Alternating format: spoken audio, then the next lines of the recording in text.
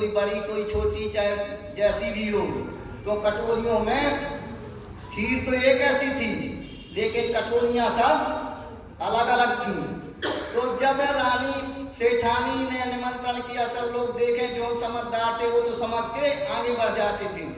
राजा भी बहुत समझदार था, तो राजा ने देखा कि अरे मैंने आज तक कितना रद्दी काम करता रहा कि मेरे घर में तो इससे अच्छी कटोरियां हैं और मैं एक दूसरे को परेशान कर रहा हूँ।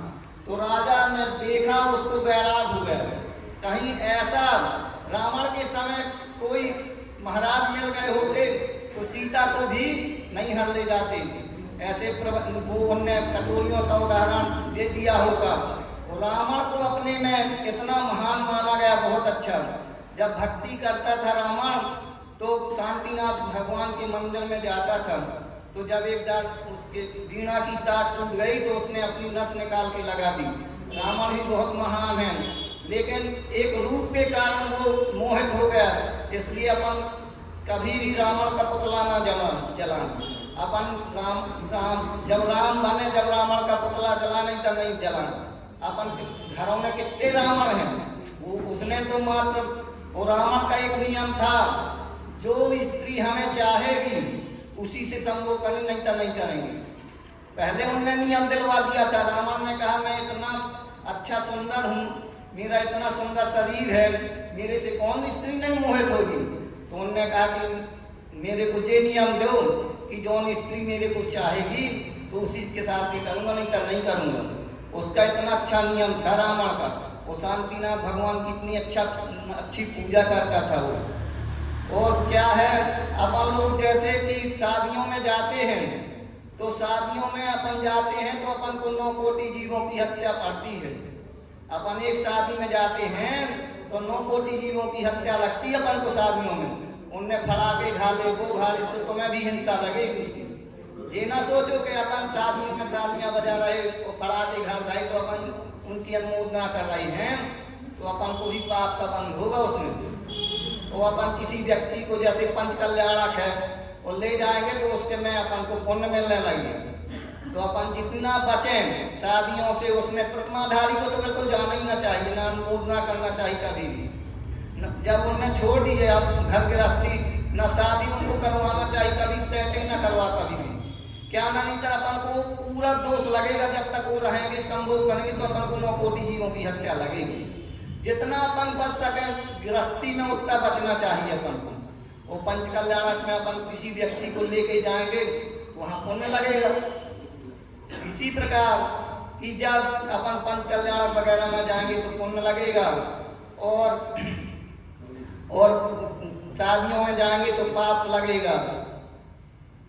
और अपन मंदिर वगैरह हैं तो मंदिर में कोई भी व्यक्ति मिले तो अपन जैसे कोई जानवर डला है और अपन सोले के कपड़े पहने हैं, वो तड़प रहा है, सुअर है, तो अपन उसे बचाएंगे कि सोला अपना बचाएंगे?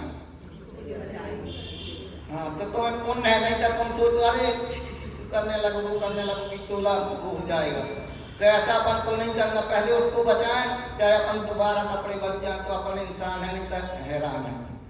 कभी भी रिक्शा वाले के साथ चलो, कभी भी। हम तो जब रिक्शे में चढ़ते थे, जब ग्रस्त में थे, तो घाटी पर जा, जैसे सतना वगैरह में तो घाटी है हमारे बस स्टैंड में, तो हम तो उतर जाते थे, धक्का देने लगे, कहें भैया आप कहाँ के हो, अपना नंबर दिए जाओ, दोबारा बताना, हम आएंगे जरूर।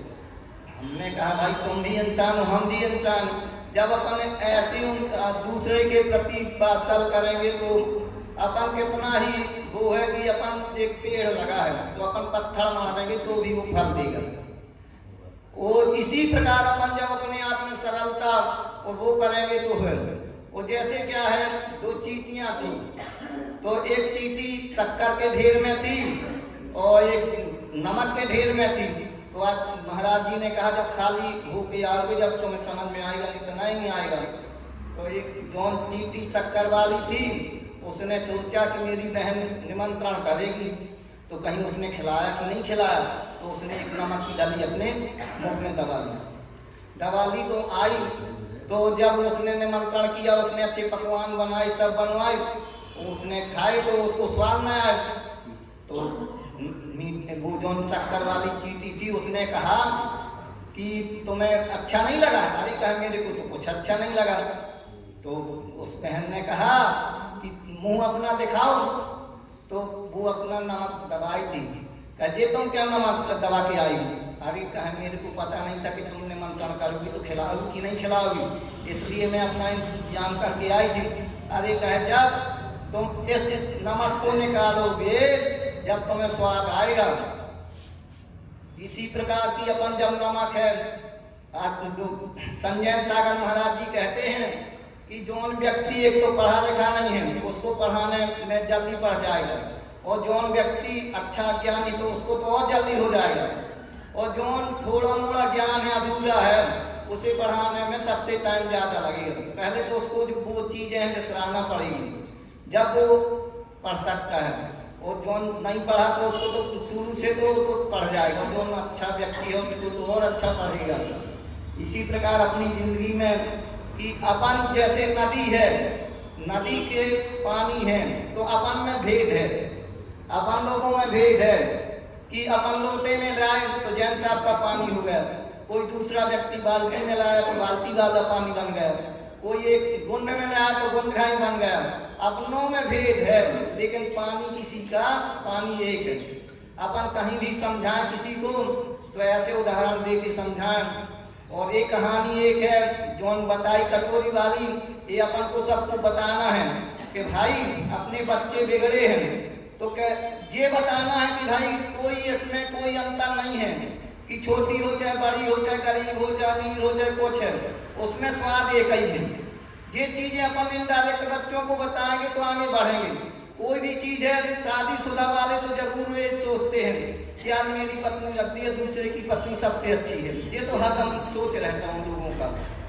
और अपना बच्चा है तो बच्चा सब अपना अच्छा लगेगा दूसरे का बुरा लगेगा, लेकिन अपनी पत्नी जो है अपनी पत्नी अच्छी नहीं लगेगी, दूसरे की पत्नी जरूर अच्छी लगेगी। ये अपन समझ के बच्चों को ही समझाएं, इनडायरेक्ट समझाएं, उनके दोस्तों के द्वारा जिनके ऐसे काम हो उन्हें समझाएं तो अपना घर अच्छा बनेगा। और अपन एक ब्रह्मचार से रहेंगे तो एक ऊर्जा अलग रहेगी, अपने घर का माहौल अलग रहेगा, न बीमारियां आएंगी न कुछ। जितनी बीमारियां हैं वो है माताओं को है चाहे भैया को, सबसे ज्यादा बीमारियां इसी की होती हैं। इसमें पता नहीं कितने हमारे यहाँ के तो लोग बॉम्बे गए थे तो कम से कम जैसे अच्छे हीरो भाई जो लड़के लगते थे वो तो यहाँ आके खत्म हो गए इन चीजों से। तो अपन को समझाने के भी ये चीजों में इंटरेस्ट नहीं देना है। जैसे कुत्ता है, कुत्ता जब वो हड्डी चबाता है तो उसे लगता है अरे ये हड्डी से खून निकलता है, लेकिन खून वो हड्डी से नहीं निकलता, अपने दांतों से निकलता है। इसी प्रकार अपन बच्चों को समझाएं, मार्ग में लगेंगे, और जब अपन ब्रह्मचार रखेंगे, अपन ब्रह्मचार को बढ़ाएं महाराज जी से कह के कि अपन आज इस दिन का जैसे ब्रह्मचार है और बढ़ा दो 15 दिन 16 दिन, तो अपन को शक्तियाँ जब अपनी वीर की वो बचेगी तो अपन को याद भी होगा, अपन को न बुखार चढ़ेगी न कुछ होगा, एक एनर्जी मिलेगी सबसे ज़्यादा। इसी प्रकार अपन इस शक्तियों को बचाएं और आगे बढ़ें। महावीर भगवान